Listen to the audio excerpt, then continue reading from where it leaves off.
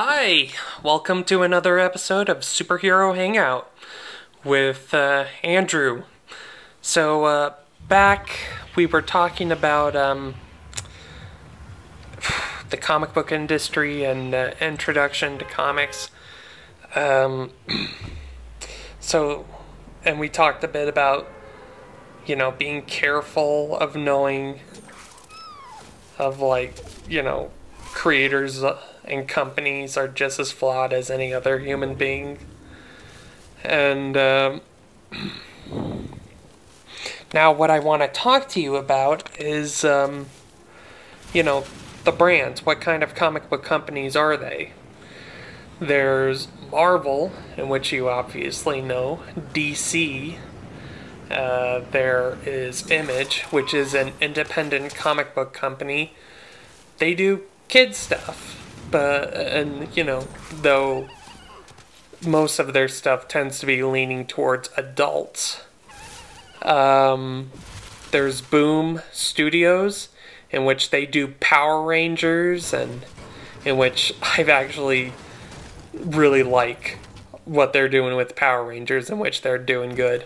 IDW, in which they do Teenage Mutant Ninja Turtles, and again, I've been hearing very good things about them, of their run on Teenage Mutant Ninja Turtles. And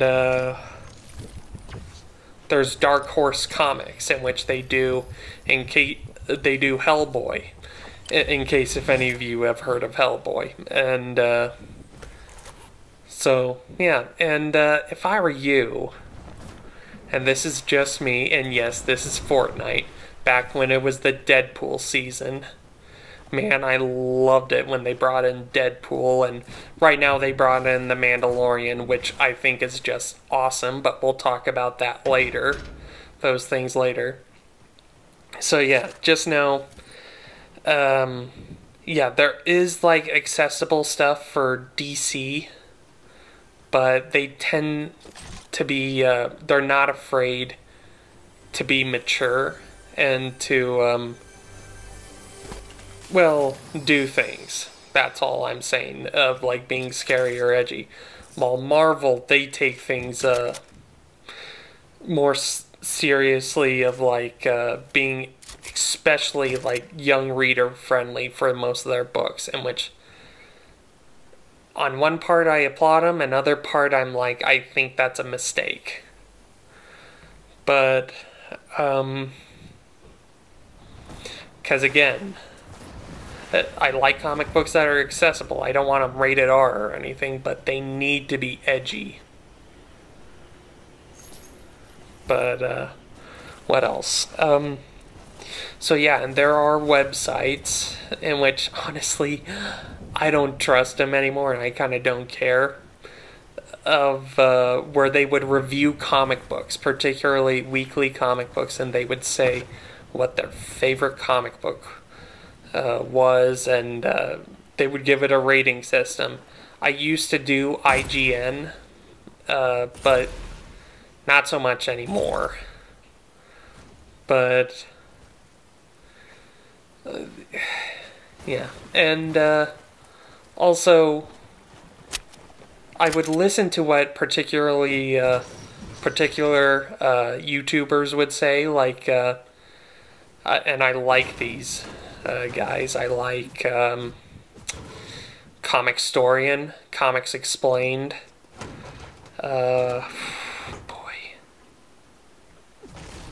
And sometimes I'll go on IGN, where they'll have some of the classic comics where they're the best reads for comic books for particular characters.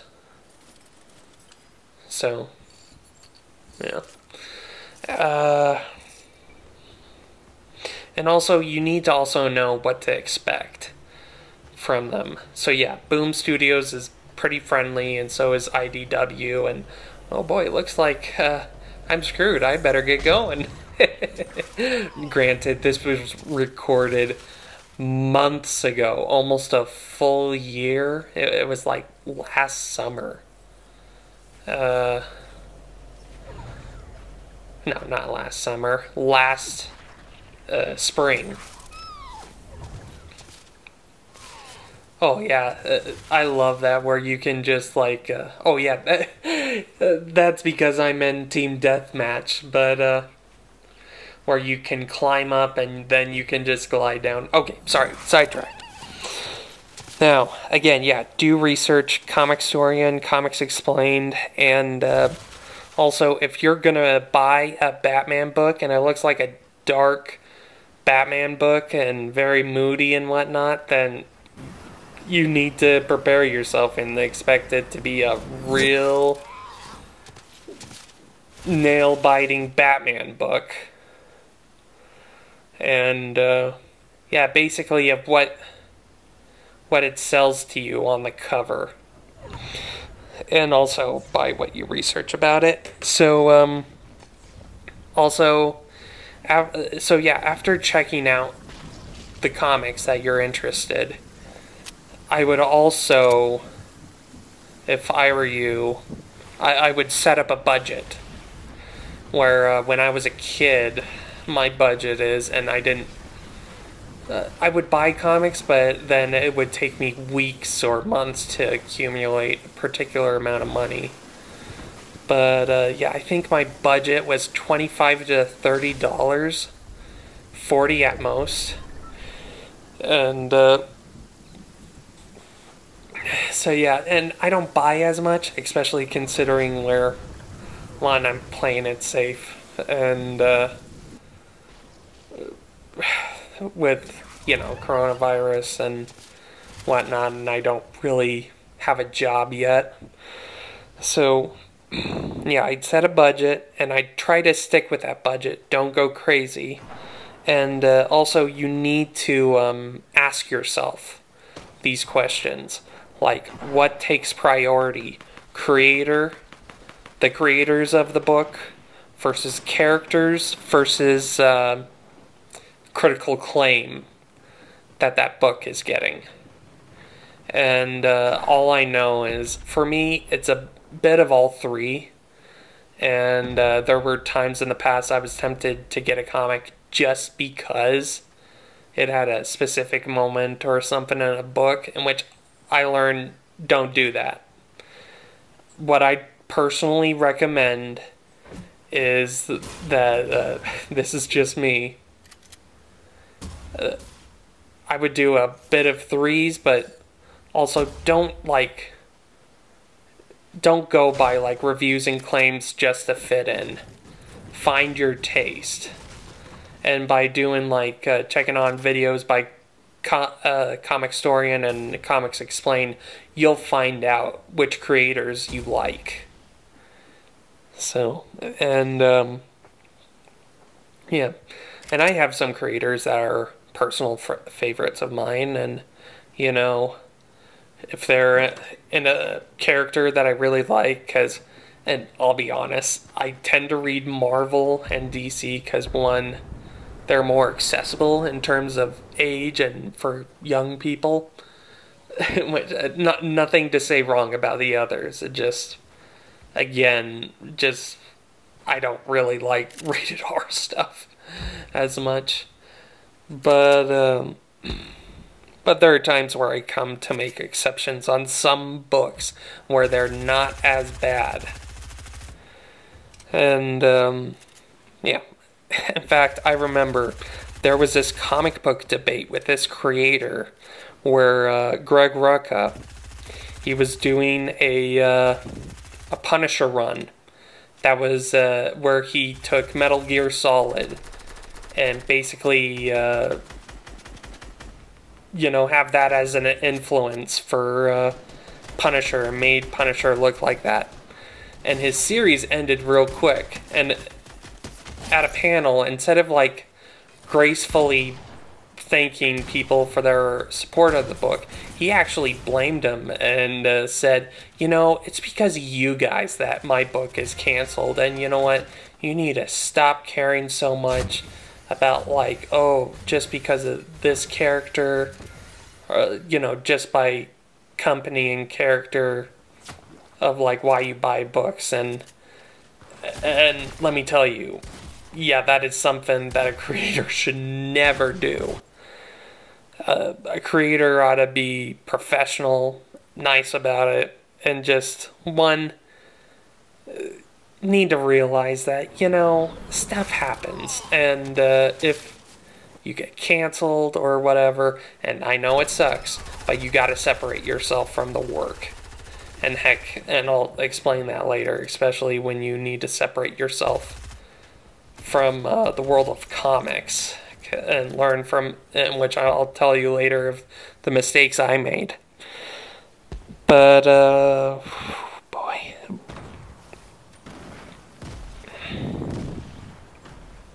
So,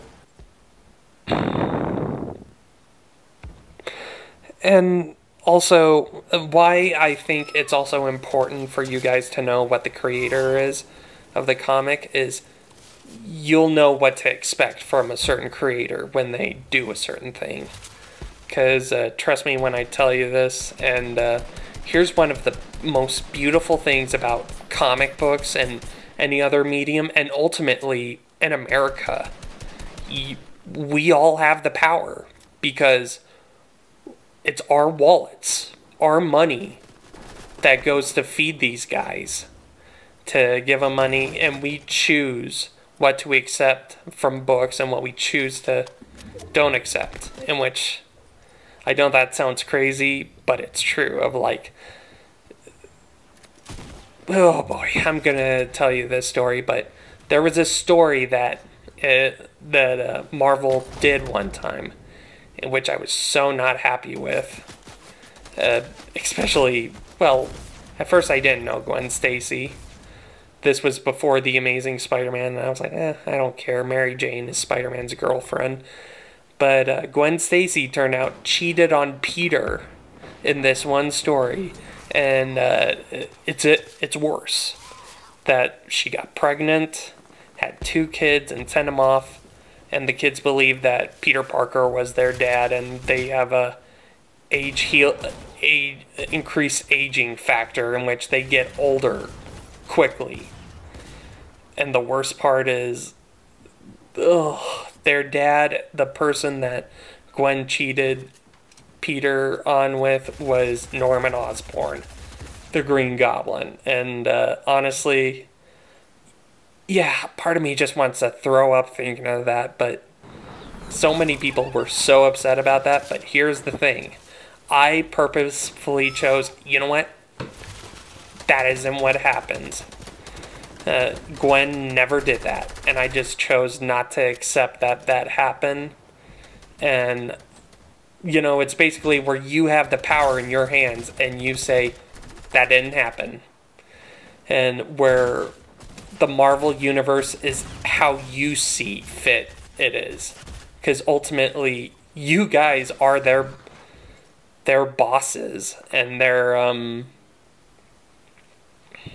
you're their bosses, and they're where you guys, we are where their main income comes from. And in which I find that so incredible, where there are creators that are so mean and so cruel to fans, whereas like, if you don't like what I say and what I shove down your throat, then don't buy my book, buy another book. In which, honestly, I think that's irresponsible to say, because it's not just that creator's job on the line, it's other people's jobs on the line, because ultimately it's a business. And also, especially how you treat fans with respect. So, yeah, and again, forget about the whole it's called Sin's Past thing with Norman Osborn and Green Goblin. It's just a horror comic that did not turn out well. And you know what? I decided, it's not canon. She stayed true to Peter. She never had kids. Stayed true to him all the way to her death. That's canon to me. And so, yeah, because ultimately, you get to decide what's real and what's not. In which I've learned this lesson from my dad. Because my dad said You know, no way, that didn't happen. That would never happen. This and that, because this and that when I would tell them some of the modern stories. But again, that's the power of the consumer. You decide what you like, and you decide what's canon for you. And you just pick what you like, and you just stick with it. So you know what? And trust me, I used to be so obsessed of like creators like, hey, get this right, or you need to do this and depend on them for my own happiness. In which sometimes I have to remind myself not to do that. But trust me when I say, don't do it. It's not worth it. You'll be happy. The characters that we all love and care about will stay true to the way that we saw them as. And whatever mistake that those big companies make, it'll easily be rectified and like totally like threw away. It's like, oh, you believed in that? That was totally an illusion from Mysterio to drive Spider-Man insane. In which, and I'll tell you this, Marvel, they do this where there's this thing where they try to attempt called a hate read, in which they got some interesting ideas for stories in which to get people to buy comics, for some of their readers, they'll do a thing where they'll enrage them and get them to come over, in which it works sometimes, but not all the times. I mean, what really worked, in which I'll give you a prime example, when Dr. Octopus switched bodies with Spider-Man, and he became the superior Spider-Man, and where Peter Parker seemingly died in his body, spoiler alert, he never did, so you don't have to worry about that. And it was a really good story, and one of the most revered Spider-Man stories ever. So there's that, and man, what else? And also, yeah, be careful of who you listen to for claim of like what they personally like in comics, because one, research what the book is all about, and but also having friends who are comic book friends who have similar interests does help you out, in which I really like that, in which if it wasn't for like reading reviews and hearing about Scott Snyder's and Greg Capullo's Batman run, I would never have discovered and really enjoyed that, in which honestly it is one of the greatest Batman runs ever. It is that good, but then again, just wait. But here's the thing, and I've been struggling with this for years, because here's one of the things about comic books. There's a line of continuity that happens where not every single issue counts, in which they try solving that and they're like, okay, this is what you need to know about going on in this comic book and this story, in which they'll remind you what happened is like what happened, what is happening now, or what happened recently is all you need to know. But sometimes it can get insane with this whole continuity thing, so trust me, it'll get easier. Do you know what I've learned? I've just learned to do it of what DC did with how they summed up all their continuity. They did it where each era of like 10 years, which is an era of their comics, counts as an Earth. So whenever the DC main universe, the main Earth, progresses, whatever that era was, gets its own Earth, and the Earth, the main DC Earth, is the meta Earth. So it's the one that keeps progressing. But again, it's just like of that 10-year period of what takes place on that Earth that you need to worry about. And that they'll keep some, critical points from a character's history and put it into that 10 points. So basically, all of the continuity counts, and yet not all of it counts, in which that makes that easier. Yeah, that's confusing, but trust me.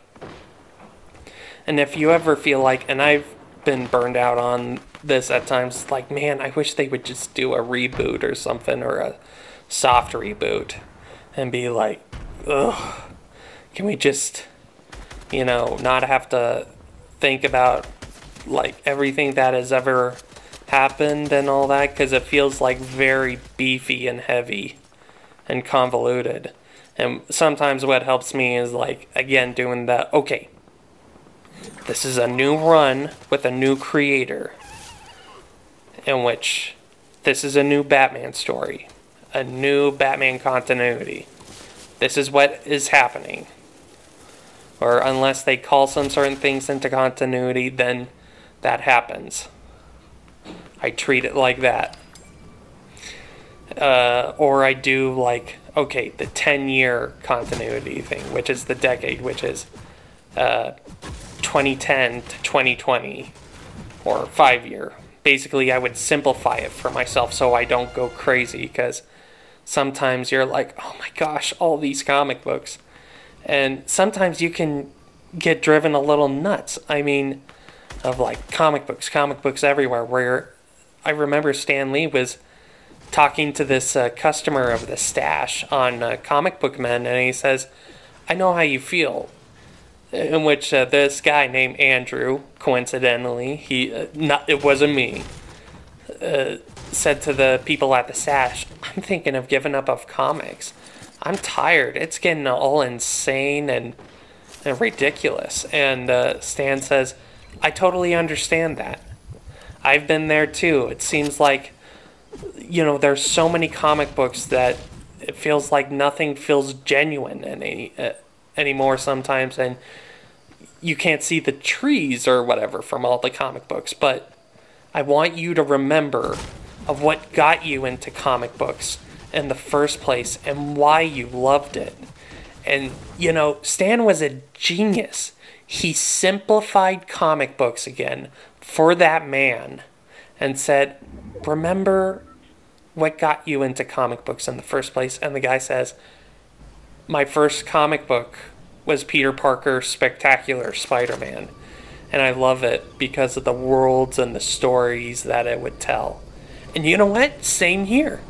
When I first started reading in comic books, things like death and life and whatnot and marriage, they were, rules and things set in place that you can honestly rely on, like in life. But later on in comics, death and marriage kind of like no longer became permanent and became cheap. But, you know, again, I always would think in terms like, okay, this is this guy's run and this is that guy's run. This guy's run is connected to this man's run. And I just take it with a grain of salt instead of putting it all together. And I'll tell you this, I got into comics because, one, I love cartoons and comic books because I love cartoons and television, and comic books were a way where I can do that, where it was my version of TV without getting in trouble for being on it for too long. And plus, it was a thing where I didn't have to turn on the TV or fight with anyone to get it, and I enjoyed it. And truly think that comic books is one of the greatest entertainment mediums ever. And it can do things that not many other entertainment medias can. True, because all it does pertain to is just what you see. So, plus, for example, movies, all they do is like show what's going on in the world, of like showing it. While a play, it's all about a community of people. And hence it's a longer storyline and everything like is played out. Books, they're a lot more solitary, just like comic books, in which you really think through one person and it's what a person's thinking and feeling that you can really get through, and also what they're saying. And again, television is a mix of movies and play, in which it's what you see, and also what you it's also what the community in the story is all about. So yeah, I think I remember that because I had a drama teacher in which we read plays where he told me that, and you know, it was so true. Because in plays you can't do spectacles and whatnot, and you can't like tell things of like what's going on in a person's head, what they're feeling and what they're thinking. With a comic book, you can do all of those, basically. You can do all of those. The only thing that you can't really do with comic books is music. Though I remember someone tried to do that, where they tried making a music video by doing just a comic book, in which it was cool. But yeah, that was just it. It's just cool. But yeah, and reading a comic book is a very personal experience because you're reading it. No one else is on this journey but you, and you get to go on your pace and like reading. It's an active viewership, while television and movies are passive viewership. So, and also how you read a comic is, it's kind of like how you read a book, kind of. You go to the images, top left, then you go to the right, and then you start at the image below that, the very first image you saw, and go left to right, left and right. So basically like in Z's. And sometimes they'll do splash pages where it's 2 whole pages, but but usually comic book professionals are really good to like guide the eye, where it's not that complicated. And when you get a comic where it's like, oh, I missed something, I can't really enjoy it, don't worry about it. Just treat it as if you just came into a middle of a movie or a television show.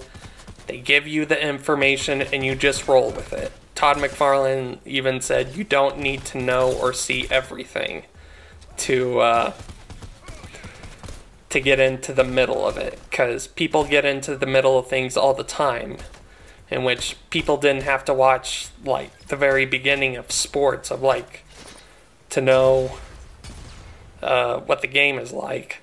So yeah,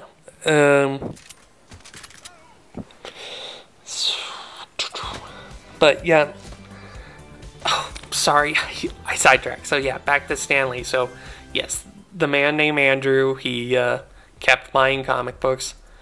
And again, I love comic books because, one, they're cartoons and television that I can read and watch on paper.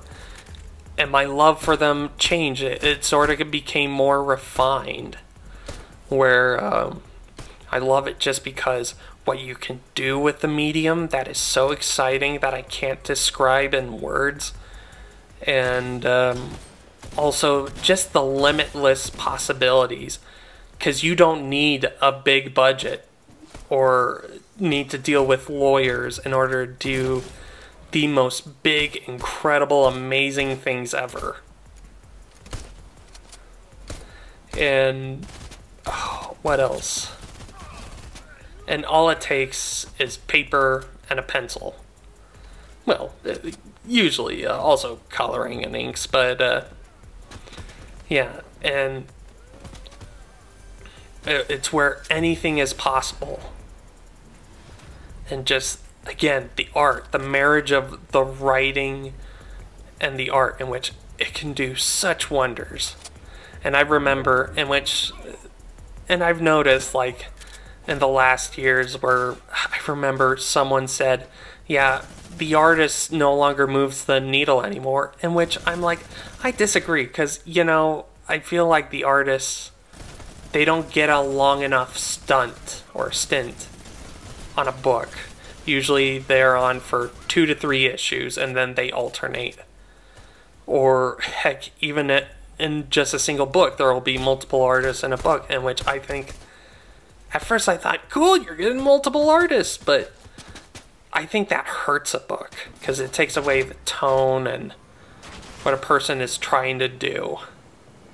And I think, and I miss the days where there are creators where you get their run and they do a lengthy run on a book to set their foot down on a character to leave their mark. Because that's how creators are, how they get noticed and they get remembered. Because feels like, and I get it, because artists, for most of them, it takes a day to do a page of work. They have 30 days to do a whole comic book, including a cover. But, yeah, and again, you gotta learn to separate yourself from things in the industry. Don't let the outside world, whatever mishap or mistakes that the industry or what the creators may get to you. Just all you need to know is just enjoy the product. Whatever is other people's issues and problems are theirs. It's not yours. So trust me on that. So, yeah. And, but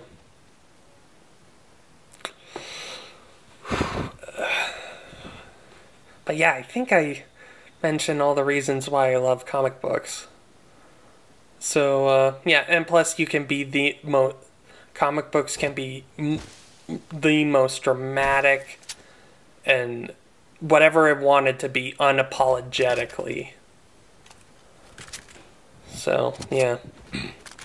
So, boy, I'm just going through my list of what to tell you guys, and plus there are things that I'm willing to accept in a comic book that I'll read, and some things I won't, in which I have a pretty lenient, flexible, but yet strict standard, in which it can't be anything too vulgar, it can't be anything really pornographic or anything.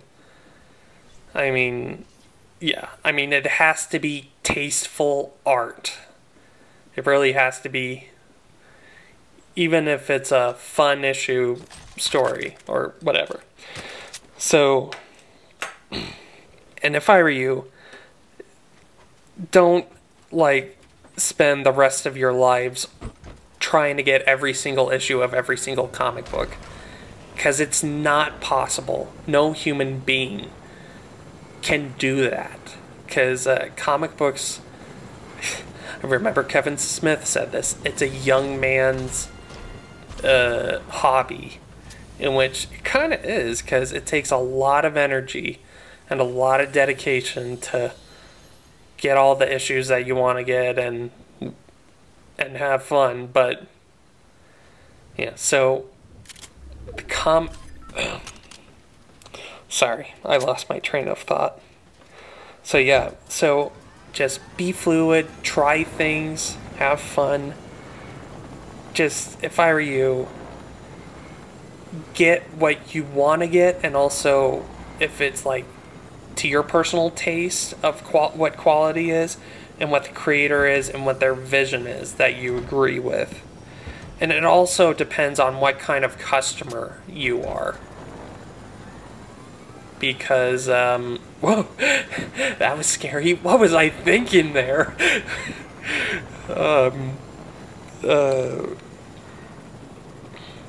But, yeah, what kind of consumer are you? Because there's this term, Wednesday Warrior, and when I was a kid, I wasn't a Wednesday Warrior. You don't have to be. You don't have to buy every single comic book, because they'll collect the stories in hardback or have them online. And I used to make that mistake thinking you either have to get every single issue in that arc or you have to get the volume. You can't get a bit of both because you'll waste your money. It was a load of horse crap that I made myself believe that. You can get some issues in that series, and if you want, you can get other comic book character. No, not comic book character. And you can buy the remaining comics on eBay or Amazon, or you can get a volume. It's okay. And here's another thing. When you buy new comic books, they rarely become collectible.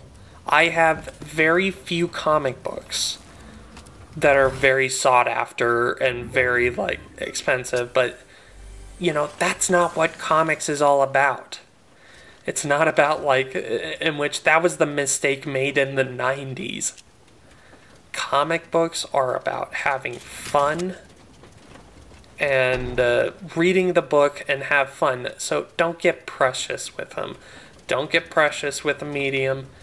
And you know what? Still believe, exercise your imagination, like still accept the term that marriage and death and like permanent things are still permanent, even though we know in the long run they're not semi-permanent because characters like Batman, Superman, and Spider-Man, they're gonna last a long time, and they're still gonna be around for the future generations.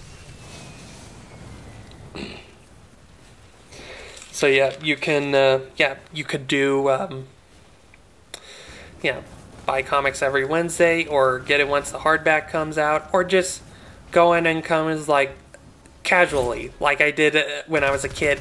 And you know what? As a kid, I totally got it right.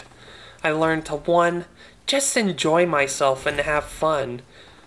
Don't expect to get every single thing that I have to get and try to be perfect. I just enjoy myself. Just get what I want, have fun, do the best you can, and that's all you can do. And, oh boy. So, and that's another thing. You gotta put life over comics. You can't be driven to death of by comic books. Because it can be insane. I mean, I remember there was a time where comic books was my whole world. And while I loved it, it drove me nuts where I couldn't really socialize or connect with people. Don't ever make that mistake. And don't ever sacrifice your life being like, I'd rather just be with my comic books than live my life or be with people. Life is a heck of a lot more worth living than comic books. And comic books, you know, really, they're a reflection of life and what happens inside of us, of what's happening inside us while we're living our lives. So, yeah, and, priorities, don't get into debt, keep yourself sane, and, also be careful of who you talk to and whatnot, because there are some fans who are just absolutely nuts. Connect with fans in which you can relate with on a personal level and that you like personally. And, because great things about fellow fans that are friends that you can relate to and you like, that aren't crazy or mean or stingy, that, you know, you can get their opinions. You can talk about things that you really love in comics or issues you're having or things that matter that's happening within the industry or new things happening. Plus you get to know them. So, yeah. So that is my advice, and if I were you, I'm gonna give you some comic books that I personally recommend for starting out for like kid level, like all ages level. Well, there's Spider-Man and Venom. Oh man, I forgot what it's called. I think it's called Double Trouble. It's where Spider-Man and Venom are roommates, and they switch bodies, and so Venom can get into some kind of American Ninja Warrior and do great, and like because they wouldn't allow any supervillains. That's a funny one. That's a good one. I recommend Power Rangers, the series that they're doing. I recommend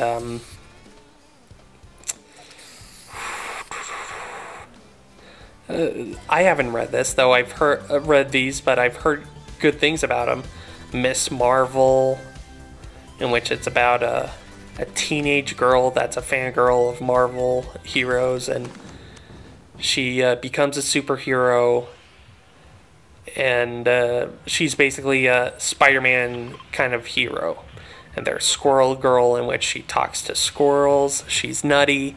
And oh, another thing I want to recommend, if you want to know if you like a character or a series, watch their cartoon shows, watch their movies, because you'll get a good idea of what they are. So, other stories that I recommend Batman Universe by Brian Michael Bendis. It's great because he and Nick Darrington, the artist, explores the DC universe with Batman. Not like they're in the comic, but Batman explores the DC universe. And, okay, what else? Trying to think. Batman All Seasons. No, not Batman. Superman All Seasons by, I know it's Jeff Loeb and Tim Sale. It's where basically it's Superman, where Clark Kent, he is a teenager becoming an adult, where he becomes Superman. He leaves the Kent farm, leaves Smallville, and he becomes a superhero. And, you know, and it's a really great, heartwarming book. And they do such a good job at it. Another book that I recommend is Spiderman Blue, again by Tim Sale and Jeff Loeb. It's where Peter Parker, he's married to Mary Jane, and this is after Green Goblin kills Gwen Stacy. And Peter, he's very melancholy on Valentine's Day, because he remembers the one Valentine's Day where Gwen Stacy was his funny Valentine. And he talks to her through these tape recorders, and he says, and recalls memories from their college days of how much he loves her, and memories and when he was with her where he had to always like go away to be Spider-Man to stop the bad guys, of how frustrating it was. And it was basically him dealing with the pain constantly and trying to like move on from losing her. And he says, I love Mary Jane. And when Mary Jane finds him, and she knows he's been, because she's been watching him for a while, she's supportive because she understands his pain, because Gwen was her friend too. And it was really neat. And the art is just gorgeous. And there's 2 other books in which, again, just like Spider-Man, deals with the heroes dealing with loved ones that have passed. In which I'm having trouble throwing this person over. Come on, you can get him off. Oh, never mind. But it's called Daredevil Yellow and Hulk Gray. Same creators, where they deal with the same topic, where they deal with the grief of losing the woman they love and just moving forward in their life. And reflecting on their classic storylines of dealing with those loved ones. Okay, another intro comic book that I can think of is, honestly, this comic book. Frank Miller's and Chris Claremont's Wolverine miniseries. It's where Wolverine finally got his own book, and it explores how he's a failed samurai, where how he takes on ninjas and all kinds of things, and he comes to the terms of like dealing with like difficult things in Japan and whatnot, and it's interesting. It's really interesting, and the art is really good as well as the story. So I also recommend Uncanny X-Men Dark Phoenix by Chris Claremont and John Byrne, and by the same creative team, X-Men Days of Future Past, in which you can find out the premise of it by watching the cartoon shows that they got on Disney Plus. But and also the movies too, though I don't recommend Dark Phoenix. Honestly, X-Men Last Stand was way better than Dark Phoenix, and that's saying something. Trying to think. I love this one comic, though I don't know if you can find it. It's where a character named Gus is a huge fan of the Marvel heroes, and he's in the Marvel universe, and in each issue he gets to meet a superhero and get to take part in it, and while collecting their comic books. And yeah, so I love Gus. So yeah, Gus and Spider-Man. Look it up, you'll find it. It's really cool. Trying to think. Sorry. It's really hard to think on the fly of like what books that you recommend. Because I'm trying to think. Very friendly kid material. But yeah, I really liked Marvel Age Spider-Man, in which they retold the Spider-Man stories, and plus they got like kid versions of like superhero comics that you'll like, if you know, just to get started. But yeah, Marvel Age Spider-Man. They there's oh, I recommend that you get the John Byrne Fantastic Four run. It's really good. So yeah, and man, trying to think.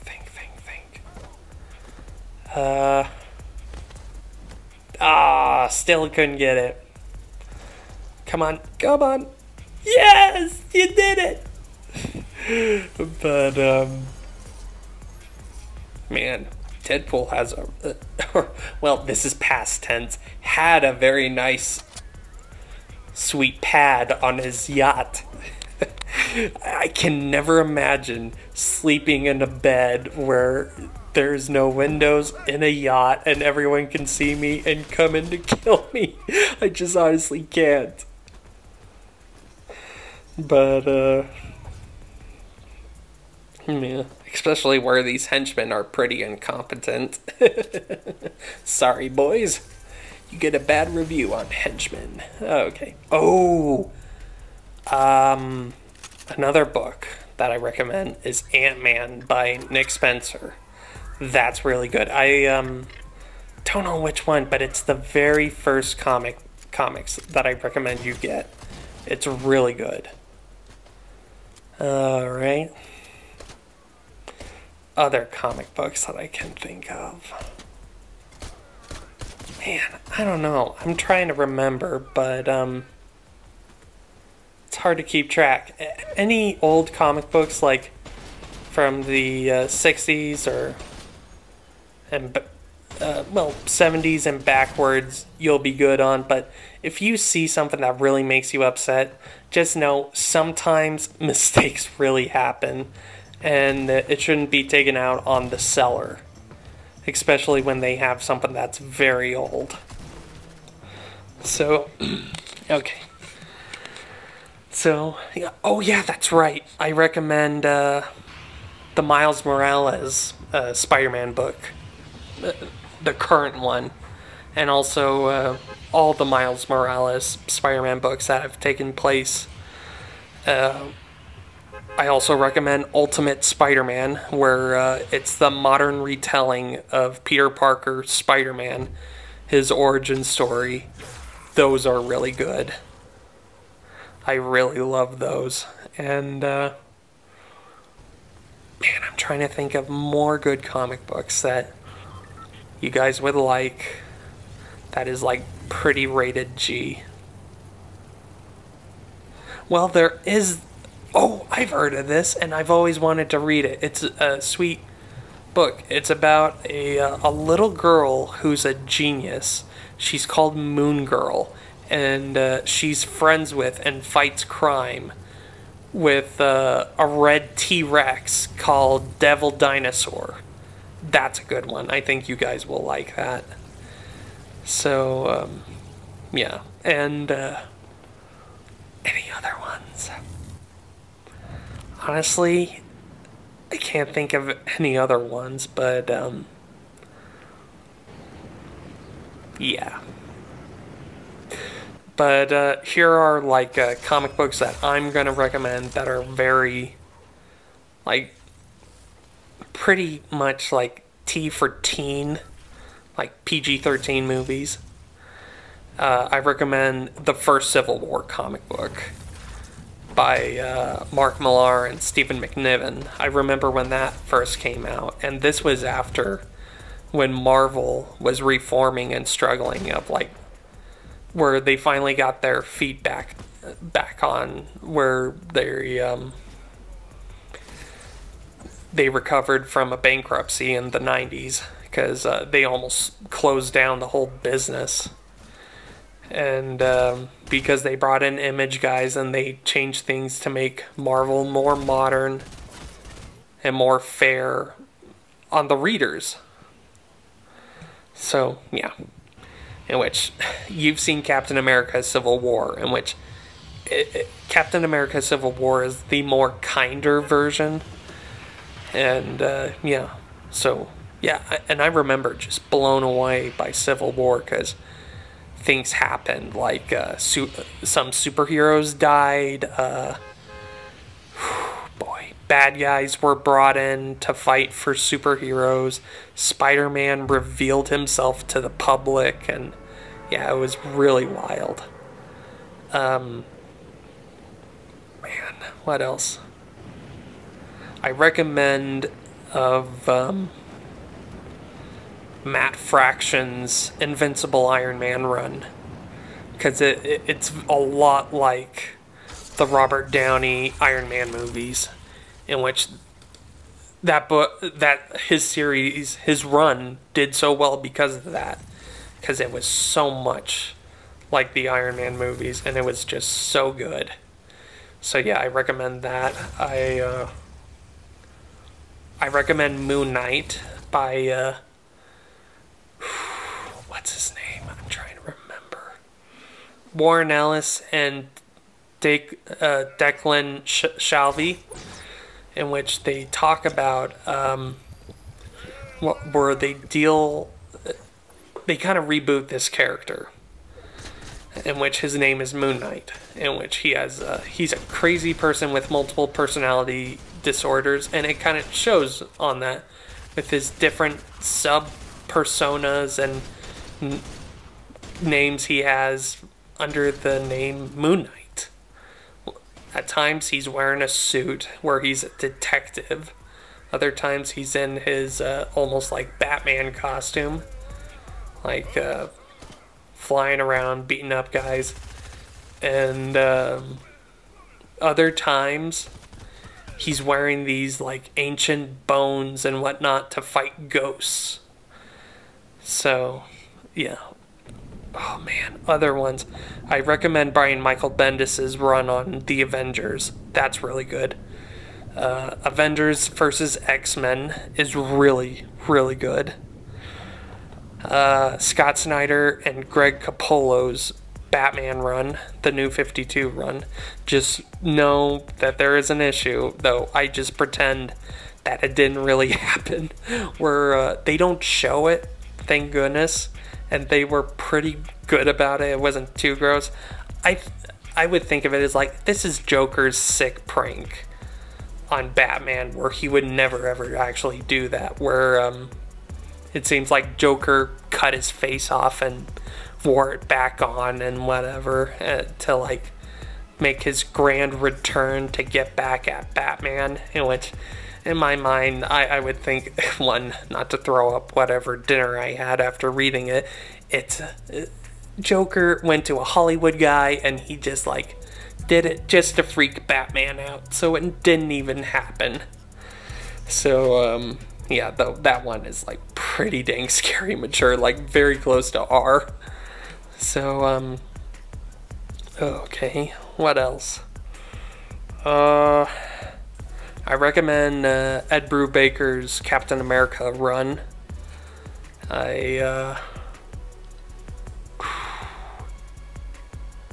There's just so many I can recommend. Oh yeah, I recommend Jeff Loeb and Tim Sale's Batman: The Long Halloween, where he's solving a murderer that murders on holidays, and it's very interesting. So yeah, and I think I'm just about, yeah, I'm almost there, almost done. But yeah, so again, research these books out. I will let you know of other books that I really love, and we'll talk more about gaming. But hey, thank you so much. Happy holidays, Merry Christmas. I love you all so much. Please take care and be good to each other. And again, be safe. And I wish you guys the best. Thank you for supporting this channel. Thank you for everything. Love you. Bye.